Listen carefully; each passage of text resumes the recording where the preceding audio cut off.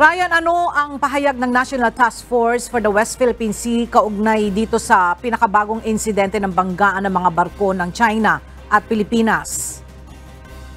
Ella, ayon sa National Task Force for the West Philippine Sea, ang Chinese Coast Guard ang nagsagawa ng dangerous maneuver kaya nangyari ang banggaan sa barko ng Pilipinas sa bahagi ng Escoda Shoal na tinatawag ring Sabina Shoal. Taliwas ito sa ulat ng China na sinadyang salpukin ng Pilipinas ang kanilang mga barko na nagbabantay sa pinag-aagawang bahura. Ayon sa opisyal na pahayag ng National Task Force for the West Philippine Sea, kinumpirma nito na ang panibagong insidente ng girian sa pagitan ng mga barko ng China at Philippine Coast Guard.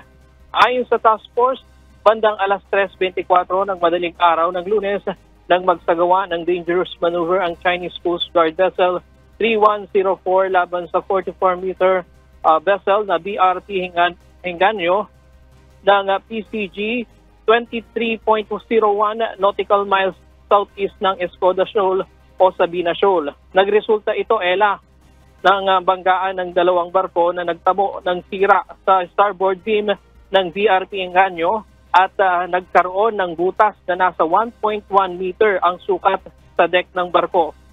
Ilang minuto lamang nakalipas ay bandang alas 3:40 ng madaling araw, ang BRT Bagakay naman ang nakaranas ng agresibong pagmamaniobra ng Chinese Coast Guard ship na may bow number 21551 sa bahagi pa rin ng Escoda.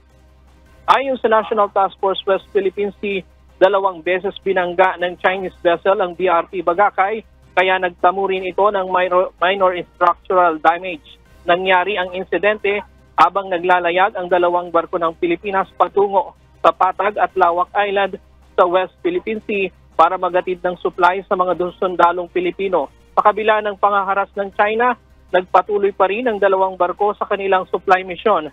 Una nang iniulat ng Chinese Coast Guard na ang nangyaring banggaan sa mga barko sa Escoda Shoal. Ngunit ang aligasyon ng China, ang Pilipinas ang sadyang bumangga sa kanila at pumasok ang mga barko nito sa kanilang teritoryo ng walang permiso. Gumagawa lamang umano sila ng control measure laban sa PCG vessels. Panawagan naman ng National Task Force sa China na sundin ang United Nations Convention on the Law of the Sea at iba pang international law para hindi lumabag o lumala ang tensyon sa West Philippine Sea.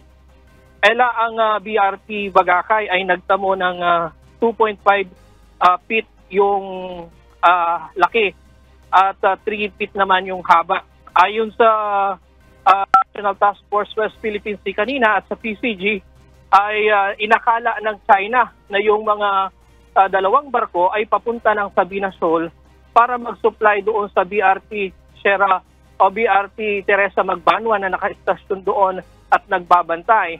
Hindi nila inakala na ang dalawang ito ay papunta doon sa iba pang maritime features natin para maghatid ng supply. Ang katunayan aniya nang makita nila na papunta ng Patag at Lawak Island yung dalawang barko ay nilubayan na ito ng mga barko ng PCG. Then muna ang latest mula dito sa Maynila. Balik sa iyo, Ella.